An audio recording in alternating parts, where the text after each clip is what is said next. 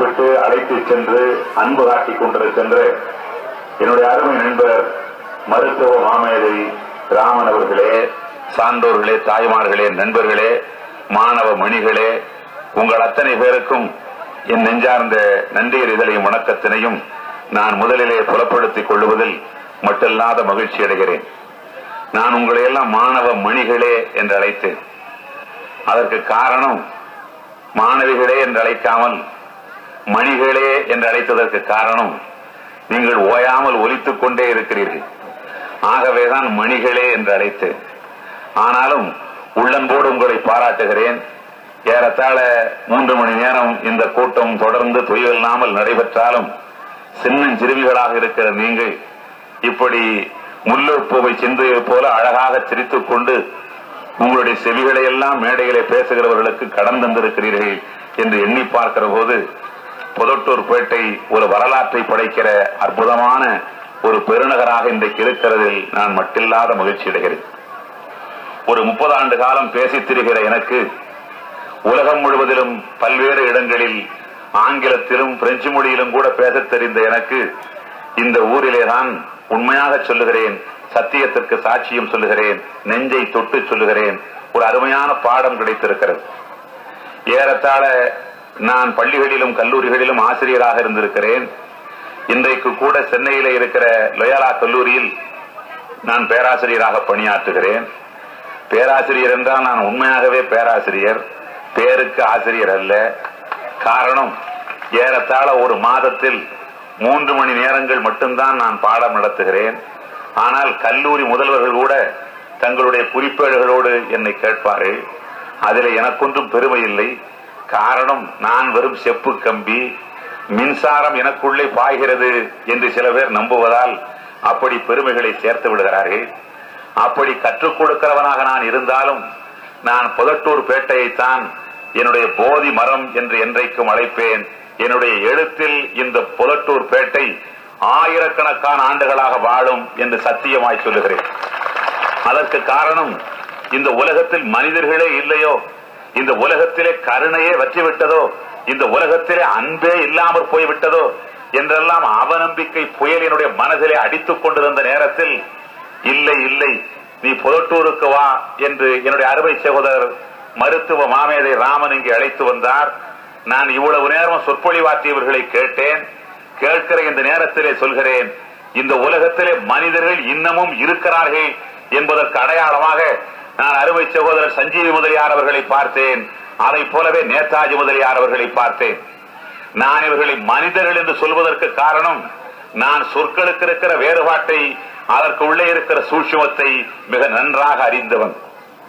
எத்தனையோ ஆண்டுகளுக்கு முந்தைய அறிஞர் அண்ணா அவர்கள் ஒருவரை பேச வந்தார்கள். ஒரு தேர்தல் காலத்தில் ஏறத்தாழ பல்லாயிரக்கணக்கான மக்கள் அவர் காலையிலே வருவார் என்று காத்திருந்து அவர் இரவு நேரத்திலே வந்து சேர்ந்தார். அவ்வளவு கூட்டங்கள். களைப்பாக அந்த நாதமொழி கொட்டுகிற நாவுக்கு சொந்தமாக இருக்கிற பேரறிஞர் அண்ணா அவர்கள் மேடையிலே ஏறி பேசுவதற்கு கூட உடம்பிலே சக்தி இல்லாமல், தெம்பு இல்லாமல், தேர்தல் வந்துவிடப் போகிறது, அதற்கு அடுத்த நாள் ஒரு 4 சொற்களைத்தான் சொல்ல இயலும் என்கிற அந்த சூழ்நிலைகளை சொன்னார்கள். மாதமோ சித்திரை, மணி இப்போது 10:30, உங்களுக்கு வருவதோ நித்திரை, போடுங்கள் நாளைக்கு நமக்கு முத்திரை என்றார். நான் எதற்காக குறிப்பிடுகிறேன் என்றால், இந்த சமுதாயத்திலே நான் சொற்பொழிவுகளை கேட்டதுண்டு, சொற்பொழிவுகளை ஆற்றியதுண்டு. ஆனால் 30 ஆண்டுகளாக பேசி வருகிறவன், உலகமெல்லாம் தெரிந்து சொற்பொழிவாற்றுகிறவன், இரவெல்லாம் எழுதிக் கொண்டே இருக்கிறவன் சோர்வில்லாமல் இருப்பதற்கு காரணம், இப்படிப்பட்ட மகத்தான மனிதர்கள். ஒரு சொல்லுக்கும் வேறொரு சொல்லுக்கும் இருக்கிற சூட்சுமத்தை நான் அறிந்தவன்.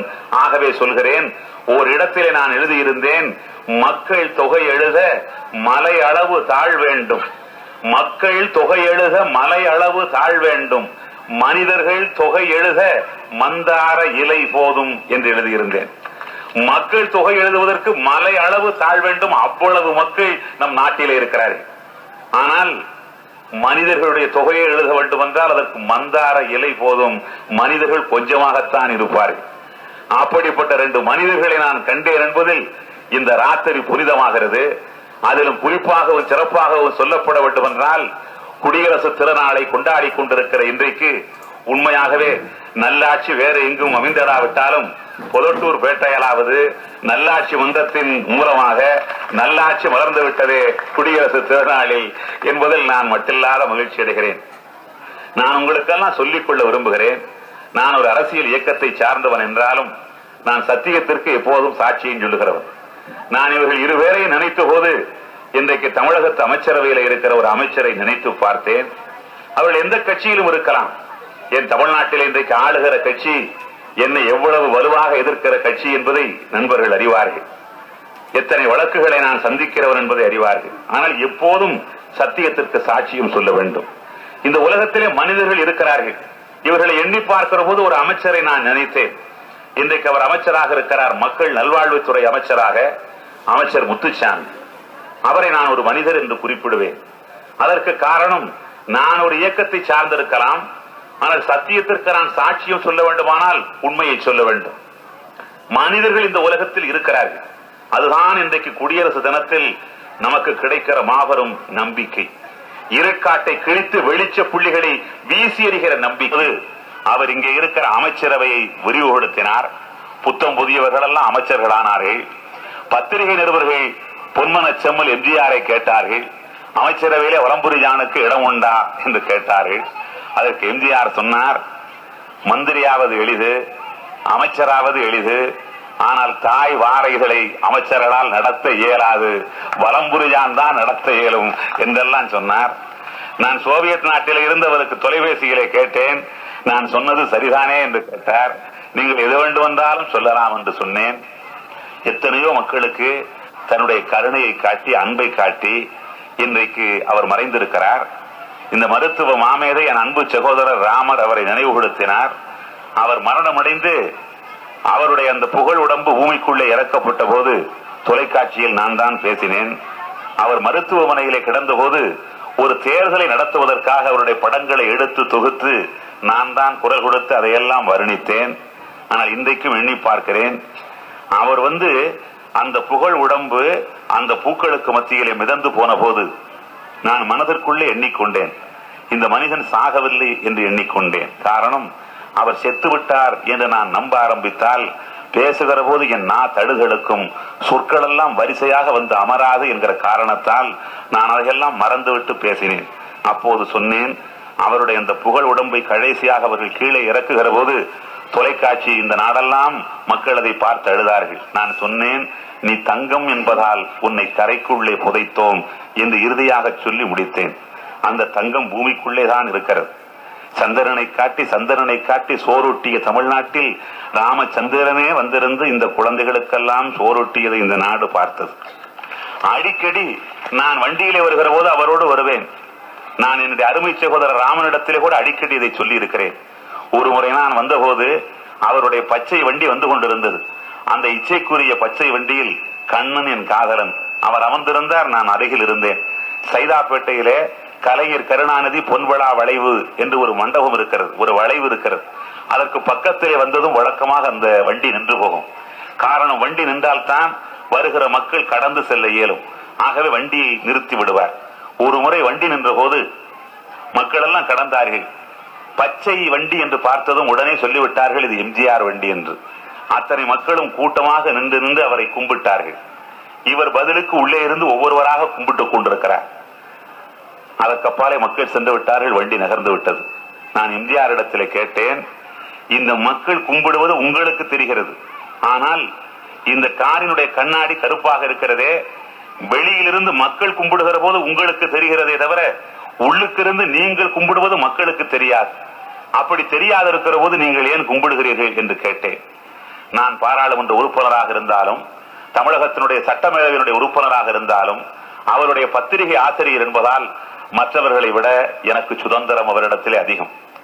நான் அப்படி கேட்டதும் அவர் சொன்னார், நான் இன்றைக்கும் மறக்க இயலவில்லை. நான் ஏன் அவர்கள் பார்க்காவிட்டாலும் கும்பிட வேண்டும் என்றால், நான் சாதாரண ஒரு சினிமா நடிகன், ஒரு நடிகன் என்று பார்க்காமல் நான் இப்போது கும்பிடுகிறேனே, இந்த பொதுமக்கள் தான் கோட்டையிலே என்னை முதல்வராகவே ஆக்கி வைத்தார்கள். நான் அவர்களை காலங்காலமாக அல்லவா அழுகும் தொழுகும் கும்பிட வேண்டும் என்றவர் சொன்னார். நான் இன்றைக்கு அவருடைய வரலாற்றை எழுதுகிற போது இவற்றையெல்லாம் எண்ணி பார்க்கிறேன். அடிக்கடி அவர் கேட்பார், பத்திரிகையிலே காலையிலிருந்து மாலை வரை உழைக்கிறீர்களே, ஓடாக தேய்ந்து போகிறீர்களே, உங்களுக்கு பணம் தரட்டுமா என்று என்னவரை கேட்டார். எவ்வளவு பணம் தருவீர்கள் என்று கேட்டேன். நீங்கள் எவ்வளவு வேண்டுமானாலும் கேளுங்கள், தருகிறேன் என்றார். நான் இன்றைக்கு உங்களுக்கு சொல்கிறேன், அந்த பணத்தை நான் பெறுவதற்காக போன போது காலன் அவரை அழைத்துக் கொண்டான். நான் மனிதர்கள் என்று சொன்னேனே, அவர் மரணமடைந்த பிற்பாடு நீங்கள் நன்றாக மனதிலே எண்ணிக்கொள்ள வேண்டும், இந்த உலகத்திலே மனிதர்கள் இன்னமும் இருக்கிறார்கள். அவர் மரணமடைந்த பிற்பாடு இன்றைக்கு அமைச்சராக இருக்கிற முத்துசாமி, அவர் எனக்கு எதிராக இருக்கிற கட்சியிலே இருக்கலாம், அதை பற்றி எனக்கு கவலை இல்லை, அக்கறை இல்லை. இன்றைக்கு அமைச்சராக இருக்கிற முத்துசாமி தொலைபேசியில் என்னை அழைத்து உடனே வாருங்கள் அண்ணா என்றார். ஏன் என்று நான் போனேன். போன போது புரட்சி தலைவர் எம்ஜிஆர் இந்த பணத்தை உங்களிடத்திலே கொடுக்க சொன்னார் என்று என்னிடத்திலே ஒரு கட்டை கொடுத்தார். நான் பொதுக்கூட்டத்தில் எவ்வளவு கொடுத்தார் என்று சொல்லக்கூடாது. நான் இதை குறிப்பிடுவதற்கு காரணம் எவ்வளவு கொடுத்தார் என்பதற்காக அல்ல. ஆள் உயிரோடு இருக்கிற போதே பணத்தை கொடு என்றால் எடு என்று எடுத்துக் கொள்கிறான். அப்படிப்பட்ட உலகத்தில் எம்ஜிஆர் மறைந்த பிறகு நான் எம்ஜிஆரை சென்று சந்தித்து கேட்க இயலுமா? ஒரு மனிதன் மறைந்த பிறகு அவருடைய வாக்கை காப்பாற்ற வேண்டும் என்கிற நாணயம் உள்ள மனிதர்கள் இன்றைக்கும் இருக்கிறார்கள், மனிதர்கள் வாழ்கிறார்கள். எம்ஜிஆர் தந்தார் என்று என்னிடத்திலே பணம் தந்த ஒரு அமைச்சர் இன்றைக்கு தமிழகத்து அமைச்சரவையில் இருக்கிறார். இன்றைக்கு புகழ்மிக்க கலைஞராக இருக்கிற ரஜினிகாந்த் அவர்கள் என்னை தேடி பார்க்க வந்தார்கள், என் எழுதுகோலை வாங்கிக் கொண்டார்கள். நான் எதற்காக சொல்லுகிறேன் என்றால், ஒரு அம்மா என்பதற்கு அவ்வளவு சக்தி இருக்கிறது. நாளைக்கு மறுநாள் நம்முடைய சொந்த ஊரிலே பேச போகிறோம் என்று சொல்கிற போது நம் அம்மாவை பற்றி பேசினால் ஒருவேளை பேச முடியாமல் அழுது நின்று விடுவோமோ என்று கருதி, எனக்கு பேர குழந்தைகள் இருக்கிற வயதிலும் கூட ஒருவன் அம்மாவைத்தான் நினைப்பான் என்று எண்ணி பார்க்க முன்னுக்கு நான் போகிறேன். ஆனால் எங்கே சென்றாலும் நல்லதை சொல்ல வேண்டும், உள்ளதை சொல்ல வேண்டும், அது மாத்திரம் என் நெஞ்சிலே இருக்கிறது. நான் படித்த பள்ளி அங்கே இருக்கிறது, அந்த பள்ளியை பார்க்கிறேன். இந்த பெருமக்கள் பணியாற்றி இருப்பதை போல எங்கள் ஊர் பள்ளிக்கு நான் என்னவெல்லாம் செய்திருப்பேன் என்பதை இன்றைக்கு எண்ணி பார்க்கிறேன். இதைத்தான் நான் விரும்புகிறேன். நான் ஒவ்வொரு நாளும் படிக்கிறவன் என்பதால் பெரியவர் தியாகராச முதலியார் அவர்கள் இங்கே எடுத்து சொன்னபடி நான் எழுதிக் கொண்டே இருக்கிறவன் என்கிறபடியால் ஏறத்தாழ நான் கேட்டால் உடனே புத்தகங்களை குவித்து விடுவார்கள். ஒரு கடலோர கிராமத்தில் நான் பிறந்தேன். எங்கள் ஊர் எங்கே இருக்கிறது என்று கூட அறிய மாட்டார்கள். ஒருவேளை எங்கள் ஊர் பக்கத்திலே போகிறவர்கள் வலம்புரிஞான் இந்த ஊரிலா பிறந்தார் என்றெல்லாம் கூட கேட்பார்கள்.